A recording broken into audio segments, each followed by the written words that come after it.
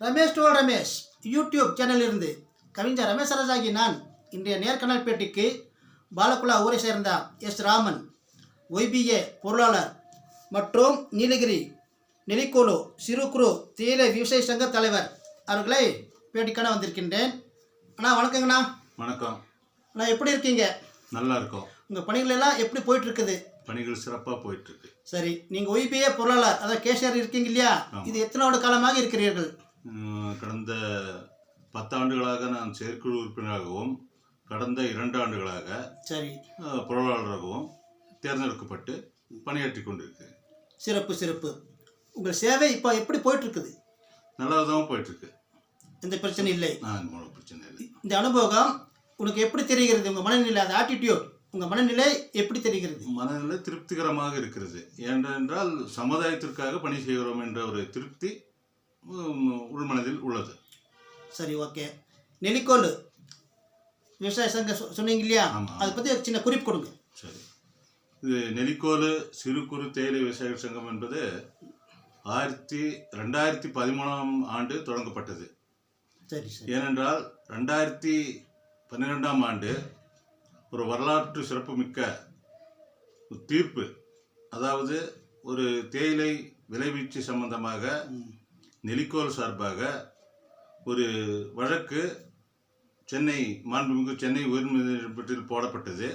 அதில் 2012ஆம் ஆண்டு சிறு தேயிலை விவசாயிகளுக்கு ஒரு குறைந்தபட்ச நியாயமான கட்டுப்படியாக கூடிய விலையை தர வேண்டும் என்று அன்றைய நீதிபதி திரு சந்துரு அவர்கள் ஒரு வரலாற்று சிறப்புமிக்க தீர்ப்பை அளித்ததன் அடிப்படையில் பிறகு அரசாங்கத்திடமும் தேயிலை வாரியத்திடமும் சிறு தேயிலை விவசாயிகளின் கோரிக்கைகளை எடுத்து செல்ல எங்களது நெலிக்கோலு அறக்கட்டளை சார்பாக நீலகிரி நெலிக்கோலு சிறு குறு தேயிலை விவசாயிகளும் என்ற ஒரு அமைப்பை ஏற்படுத்தி அதற்கு நான் முதலிலே துணைத் தலைவராக இருந்தேன். தற்போது கடந்த 5 ஆண்டுகளாக அதில் தலைவராக பணியாற்றி கொண்டிருக்கிறேன். சிறப்பு. சரிங்க, இந்த தேயிலை விவசாயிகளுக்கு வேண்டி ஒரு தடையாவது போராட்டம் செஞ்சு சிறைக்குள்ள போனதுண்டா, இல்லை இது ஏதாவது வெற்றி பெற்று இருக்கிறீர்களா? கண்டிப்பாக. நாங்கள் 2000ஆம் ஆண்டில் நமது சிறு தேயிலை விவசாயிகளின் வாழ்வாதாரமான தேயிலைக்கு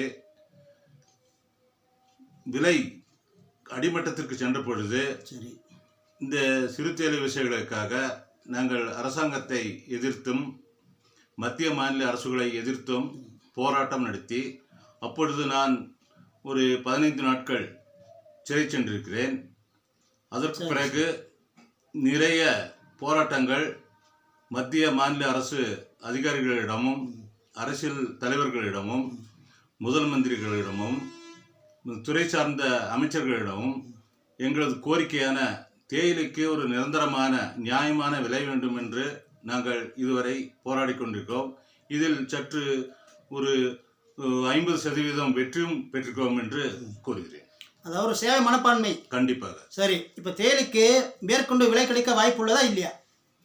தற்போது இந்திய அளவிலும் உலக அளவிலும் தேயிலைக்கான தேவை இருக்கிறது. சரி. ஆனால் இடையில் இருக்கிற இடைத்தரகர்களும் பெரிய பெரிய வியாபாரிகளும் தேயிலைக்கு சிறு தேயிலை விவசாயிகளின் இந்த ஒரு ஆக்ஷன் சிஸ்டம் என்ற ஒரு சிஸ்டத்தை வைத்துக்கொண்டு எங்களது தேயிலையை தரமில்லை என்று கூறி அடிமட்ட விலைக்கு எடுத்ததன் காரணமாக இப்போ சற்று இதுவரை விலை குறைவாக இருந்த காலம் மாறி இப்பொழுது தற்சமயம் சிறிது விலை கூடியிருக்கிறது. ஒரு 20 ரூபாய் நமக்கு இப்போ கிடைத்து கொண்டிருக்கிறது.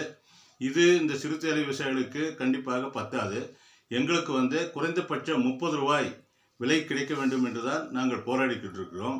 இதற்காக நாங்கள் தேயிலை வாரியத்திடம் மன்றாடி கேட்டுக்கொண்டதெல்லாம் எங்களுக்கு ஆக்ஷனில், அதாவது 1 கிலோ மேட்டி, அதாவது உற்பத்தி செய்யப்பட்ட மேட்டிக்கு ஒரு 130 ரூபாயிலிருந்து 150 ரூபாய் மினிமம் ஆக்ஷன் ப்ரைஸ் அங்கே ஃபிக்ஸ் பண்ணால் எங்கள் சிறு தேயிலை விவசாயிகளுக்கு குறைந்தபட்சம் 25லிருந்து 30 ரூபாய் கிடைக்கும் என்ற ஒரு நோக்கத்துடன் அதை நோக்கி தான் எங்கள் பயணம், எங்களுடைய போராட்டங்கள் நடைபெற்று கொண்டிருக்கிறது. சிறப்பு சிறப்பு.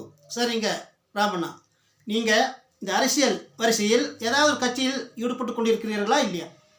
நான் தற்பொழுது நீலகிரி மாவட்ட காங்கிரஸ் பேரியக்கத்தின் வட்டார தலைவராக, உதகை வட்டார தலைவராக பணியாற்றி கொண்டிருக்கிறேன். சரி சரி.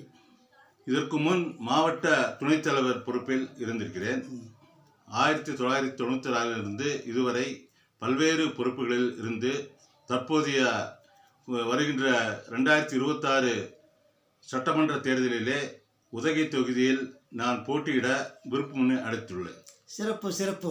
விருப்பம் கொடுத்துருக்கீங்களா? கண்டிப்பாக. சரி, எங்கள் சேனல் சார்பாக உங்களுக்கு அந்த சீடு கிடைக்கணும், வெற்றி பெறும் என்று வாஸ்துறோம். நன்றி. சரிங்க ராமண்ணா, உங்களுக்கு இப்போதைக்கு பொழுதுபோக்கு என்ன?